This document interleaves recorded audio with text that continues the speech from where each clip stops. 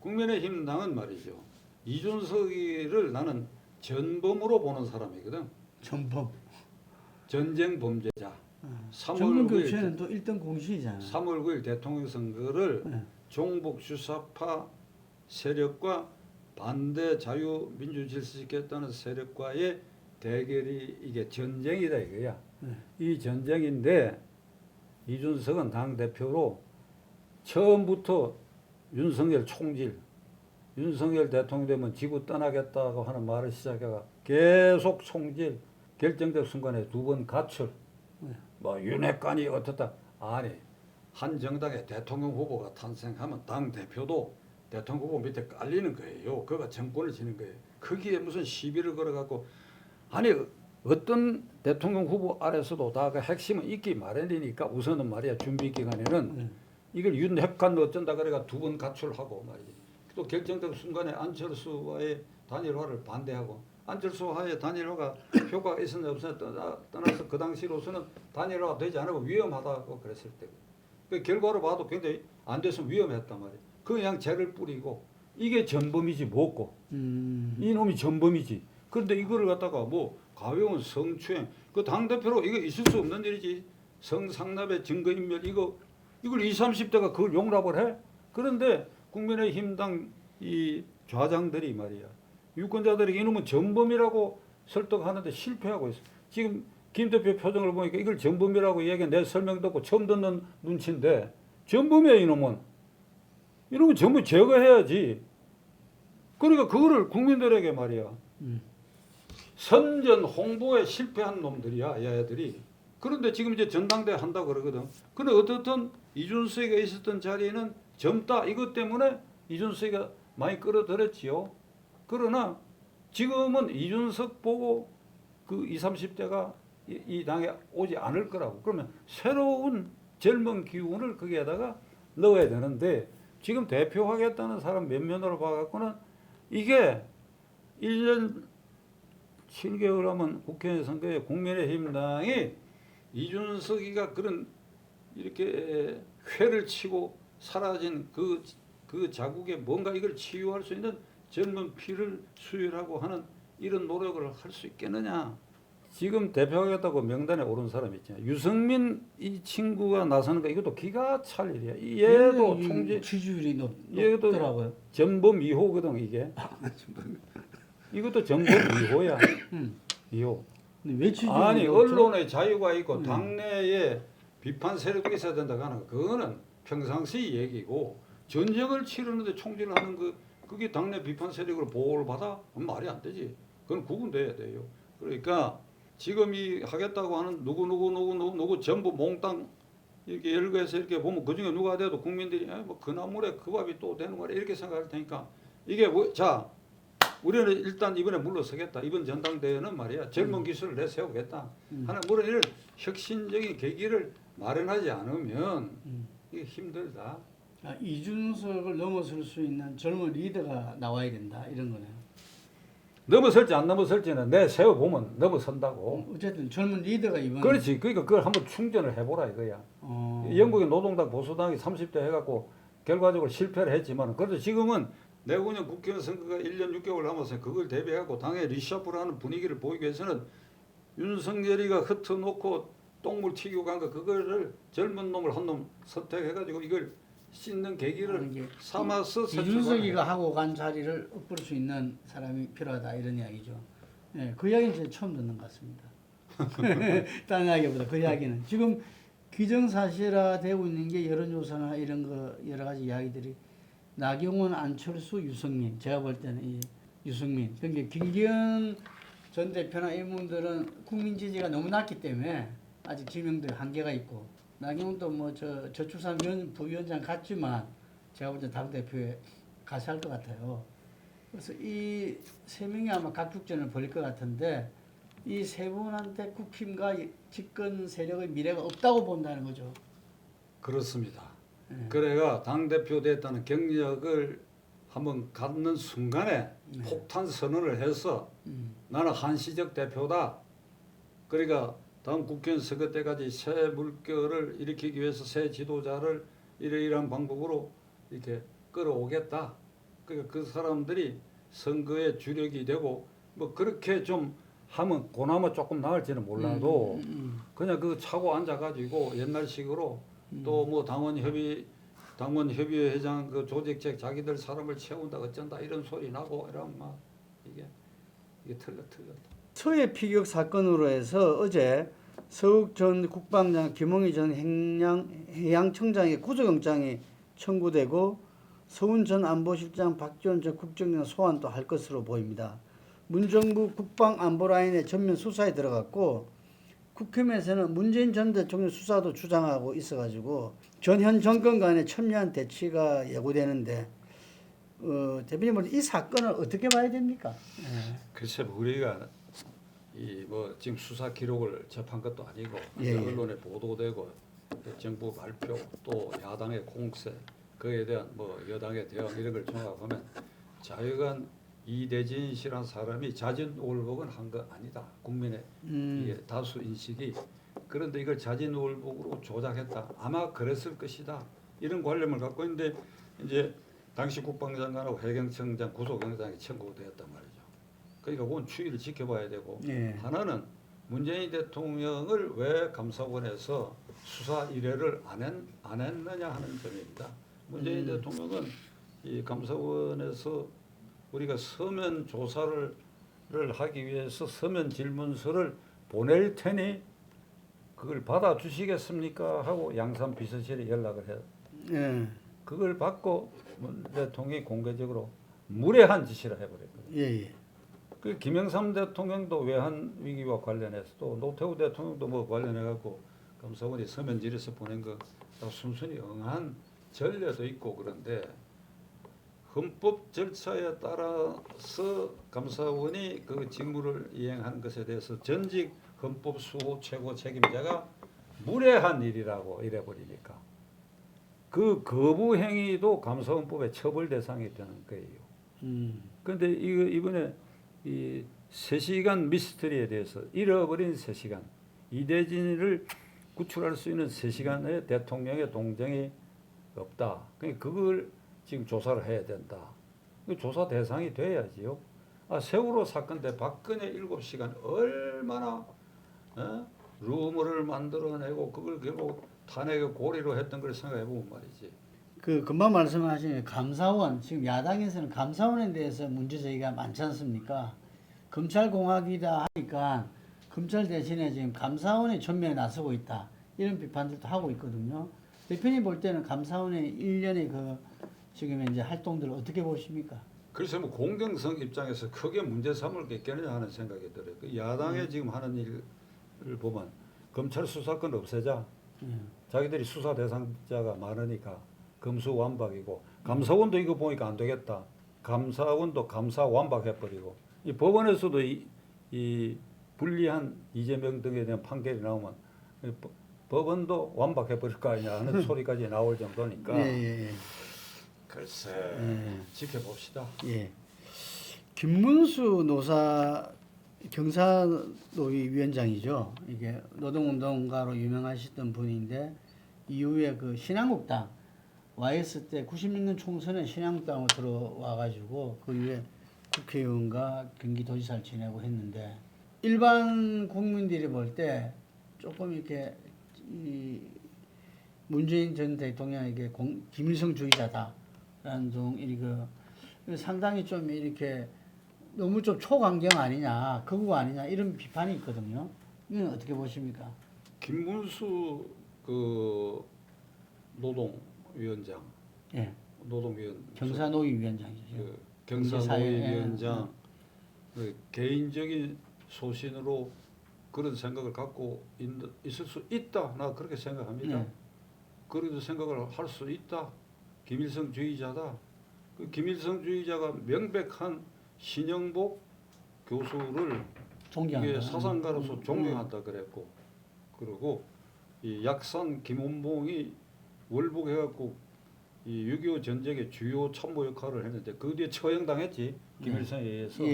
그것도 무슨 뭐 술잔을 올리고 싶다. 그러니까 잘 모르고 했다고 그러면 모르겠지만 그 사람들 전력을 알고도 그런 찬양을 하는 거에 미루어서 이제 공산주의자다, 김일성주의자다, 김일성주의자다. 그렇게 나는 주장할 수 있다고 봐요. 그런데 경산호 위원장으로서는 그 말 때문에 그 직무를 수행하기 어렵게 되어버렸거든요. 그러니까. 네. 왜 거기는 이제 좌파 강경 노조 민노총이 이걸 고리로 계속 공격을 하는데 그럼 위원장이 이렇게 강경 노조 비강경 노조 이렇게 통합해가지고 뭐 의견을 수렴하는 그 자체가 안 될 거라고 현재 우리 풍토에서는 네. 그건 네. 그렇다고 대통령이 당신 바른 말은 했지만 이게 이 당신 업무가 지장이 있으니까 그만둬라 이 말은 못할 것이고 네. 이건 이제 이런 방송을 통해서 이 김문수 위원장이 귀담아 들어주길 바래요. 예. 그 소신을 유지하라 이거야 그게. 근데 경산호 위원장으로서는 그 업무를 원활히 추진하기 어렵게 돼 있지 않느냐 이거예요. 예. 그걸 비교해가지고 그 용퇴를 하든지 그리고 그 공산주의자 타도 전선에 아주 앞장서게 나갈는지도 모르지. 저희가 모닝 브리핑이라 해가지고 한 6천 명 분한테 매일 아침마다 보냅니다. 그러니까 김문수 위원장한테도 갑니다. 뭘? 모닝 브리핑 아침에 받아보시는 거 있잖아요. 예. 그게 6천 명한테 보내거든요. 그래서 그 안에 김문수 위원장도 있습니다. 그래서 받아볼 겁니다. 본인이. 우리 오늘 한 것도 다. 내가 매일 아침 그걸 보면서 이게 신문을 일일 다 볼 수가 없으니까 신문을 인터넷을 대강 검색하는데 그 폴리뉴스 그걸 잘 정리해줘서 감사합니다. 예.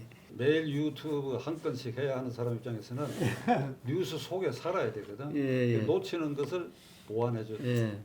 지금 또 이번 국감 과정에서 이번에 한미일 군사 훈련이 있었잖아요. 그 전에 문재인 정권 시절에 없었죠. 이게 없었는데 한미일 군사 훈련에 대해서 이재명 대표가 좀 세게 비판했어요. 친일 국방이다. 우길기가 나쁘길 수도 있다. 이러니까 이제 정진석 국힘 비대위원장이 또 그게 조선이 망한 거는 일본 침략이 아니라 내부적 문제 때문에 그렇다. 이제 식민사관 비판을 받고 이랬거든요. 일반 국민들 특히 젊은이들이 볼 때는 이 일본이란 게 기성세대하고는 좀 다르잖아요. 근데 확연히 다른 건 우리 국민이 이 일본에 대해서 적대감을 갖고 있는 국민들과 그렇지 않는 젊은 층들 이 볼 때 굉장히 좀 혼동스러운 주제거든요. 이걸 계기로 이게 지각 있는 사람들과 사학계 등 그 우리 국가 지도층에서는 한일 관계 그리고 청나라 중국으로 이어지는 오늘의 한중 관계에 대해서 역사적으로 정말 정리를 할 필요가 있다고 생각해요. 네. 자, 그럼 첫째 이재명 씨 논리는 왜 한미일 군사훈련에 합동훈련에 일본을 끌어들여서 독도 근해에서 훈련을 하고 그것이 종당에는 우길기가 독도에 휘날리고 한반도에도 올 수 있는 그걸 왜 그렇게 하느냐? 한미 군사훈련으로도 충분하지 않느냐?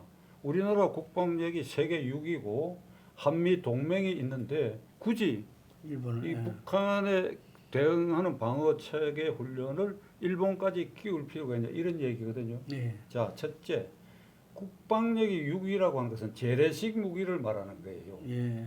우리가 핵폭탄 저쪽 갖고 있고 그거 위험하는데 우리는 그에 대한 비대칭 무력을 핵을 못 갖고 있잖아요. 그 미국이 핵 우산 아래 있다. 근데 그것도 사실 애매한 부분이 있고 그 다음에 한미 동맹이 견고한데 일본을 왜 끌어들이냐 이런데 이 사람 말에는 어떤 모순인가 한미 동맹이 견고하다고 하는 한데 대해서 이게 성주의 사드 배치, 북한의 고고도 미사일을 방어하는 사드 배치를 결사적 반대한 사람이야. 그 사람 입에서 한미 이 방위 체계는 공고하니까 왜 일본을 끌어들이냐.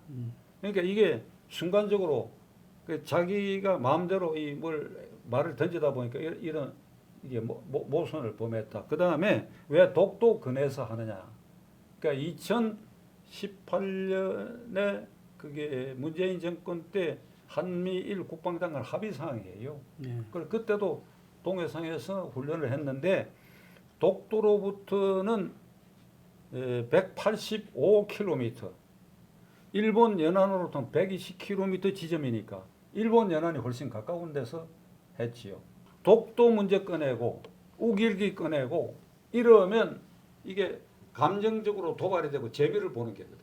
그 지난번 총선거를 앞두고도 민주당 여의도 연구소에서 이번 선거 전략으로 반일 친일 프레임을 등장시키자까지 이렇게 돼 있다. 그다음에 나는 이 정권을 종북 주사파 정권이라고 단정하는 사람입니다. 문재인 정권. 이 정권 종북 주사파 친 김정은 정권 새토막이야.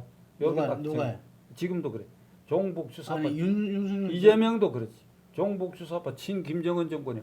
그렇기 때문에 이런 말을 끄집어내고 있지. 우길기까지 꺼내고. 이전 정권 문정부. 어? 문정부가 그렇다. 문정부의 이재명 당 대표. 그 이해는 변함이 없다 이거야. 이건 쌍방울 이게 그 사태 같은 것도 지금 그게 다 연결되는 건데 자 조국이 그 죽창가 부르자고 하는 것이 2018년 대법원에서 미쓰비시 중공업에 그러니까 강제징용됐다고 하는 근로자들에 대한 손해배상 판결을 이걸 인용하는 배상 판결을 하라는 판결을 했을 때 이렇게 얘기를 했습니다. 그때 민정수석인데 이 판결에 반대하거나 비방하는 자는 친일파요 매국노라고 얘기했어.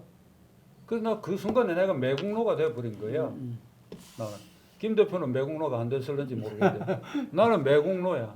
그게 말이 안 되는 소리야. 65년 한일 협정으로 모든 청구권은 소멸이 됐어.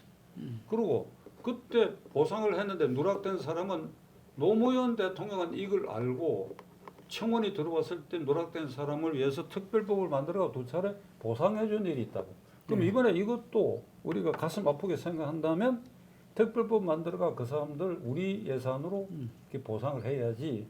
이건 국제규범에 어긋나는 일이야. 국제규범에. 자, 이래서 이 집권 세력은 일본은 과거에도 적이고 현재도 적이고 미래도 적이다. 언제든지 끄집어내서 문제를 제기하면 박수치는 세력이 있고 이 점에 있어서 철저한 교육을 못 받은 20, 30대 특히 40대는 그게 전부 동화돼 버리고 이걸 반대하는 거는 이 친일파요 매국노라고 이게 단죄되는데 폴리뉴스 시청자들에게 제가 묻고자 합니다. 청나라로 이어지는 중국하고 우리 관계는 그럼 중국은 과거에 적국이 아니었나? 그리고 현재는 이 생각해봐야 돼요.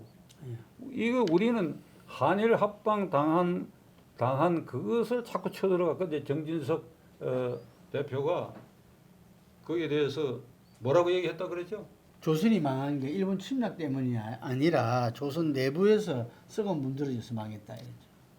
이게 을사보호조약하고 한일합방 조약이 1905년에 체결된 과정을 보면 통감으로 가 있던 이토 히로부미가 고종을 덕숭에 가서 알현을 하고 지금 조선이 이게 영국이나 이런데 이게 밀려 있으니까 외교권을 우리 일본에 넘겨달라. 그리고 황실의 안전을 보장하겠다 이러고 돈을 준 거예요. 정치 자금을 갖다 준 거예요. 그리고 남산에 옛 통감부 자리에 이게 포대를 덕수로 지금 그 건물들이 있어서 그렇지 그때는 포대가 보일 정도는 덕수가 있어요. 이를 놓고 가서 협박을 하고 돈을 준 겁니다. 그러니까 을사오적 이완용 등을 고종이 불러가지고 이 또가 이렇게 약속을 했으니 황실의 안정을 보존하고 외교권만 우리가 행사하겠다고 했으니 그 범위 안에서 타협을 해라. 지시한 거예요. 을사오적 위에 일적이 있다고. 그게 고종이요. 고종. 그러니까 스스로 내준 거예요. 그 직전에 이 명성황후 민비가 경복궁에서 시해당할 때 아니 세상에 궁궐을 지키는 병졸까지 하나 없는 부패한 나라로 만들어 놓고 끝내는 밀리니까 돈 받아먹고 결국 팔아먹는 꼴이 되어버렸다.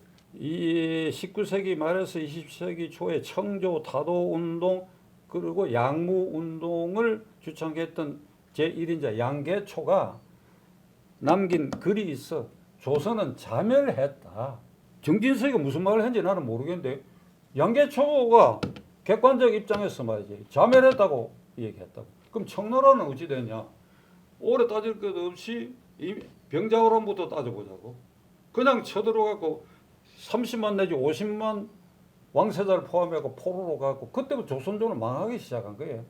청나라 때문에 망하기 시작한 거야. 그거 추스리지 못하고 결국 가다가 망해 가다가 결국 고종이 그렇게 돼가 망해 버렸단 말이야. 그 자강정역이라고는 전혀 고려되지 않은 이런 다 썩어 문드러진 것을 갖다가 그러니까 일본이 아니었으면 청나라가 그대로 이 속국으로 유지했지요. 그리고 지금 이 모택동 이후에 그 중국의 지도자들 머리에는 조선반도, 한반도는 청나라의 속국이었다.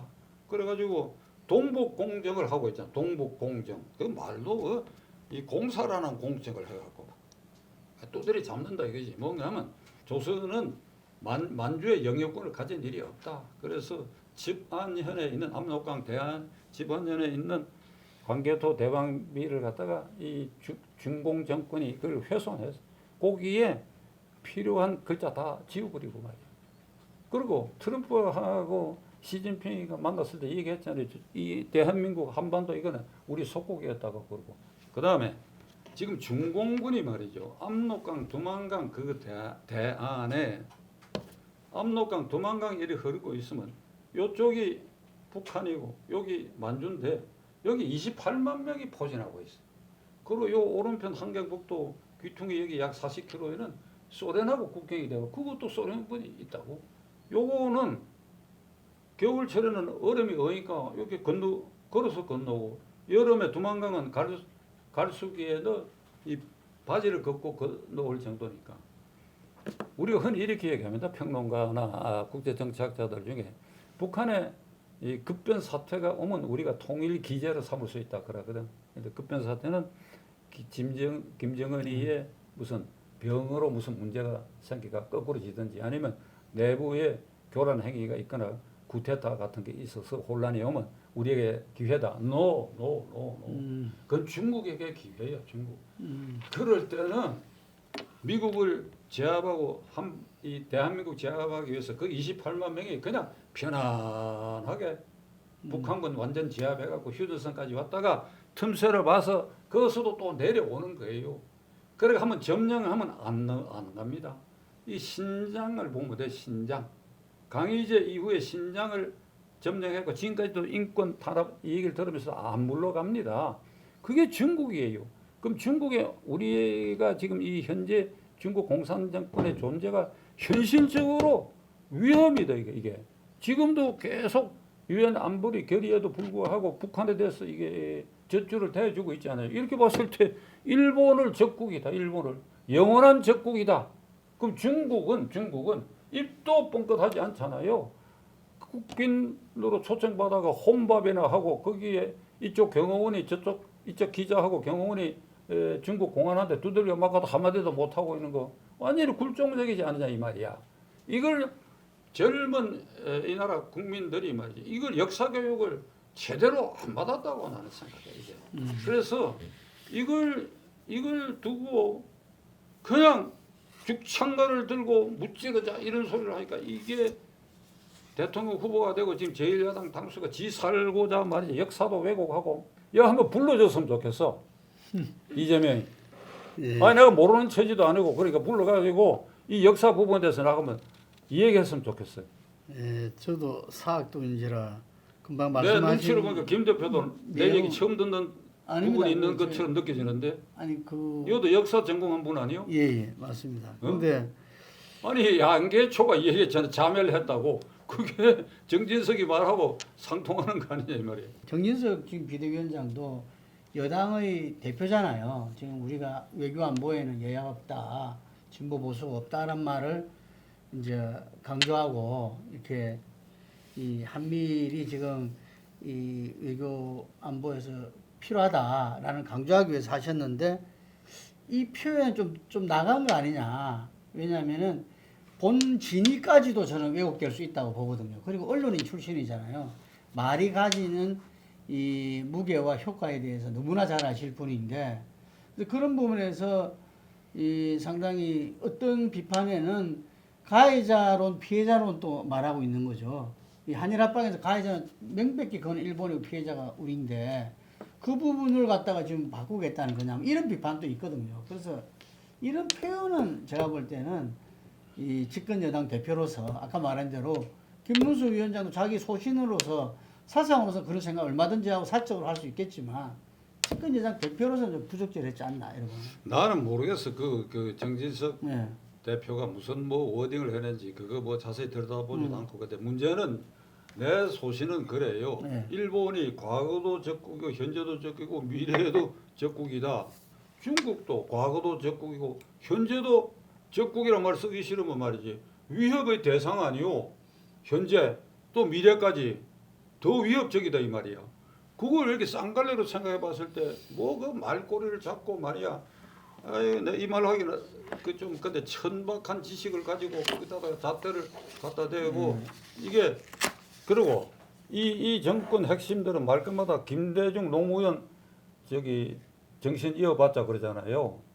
김대중 대통령이 어떻게 했습니까? 98년 10월 달에 일본에 가가지고 네. 대통령 취임한 첫 해에 오부지 수상하고 오부지 미래지향적인 한일 관계 선언했잖아요. 예, 예. 그래가지고 한일업 협정 체결하고 일본 영화도 들어오게 하고 그 과거로 나아간.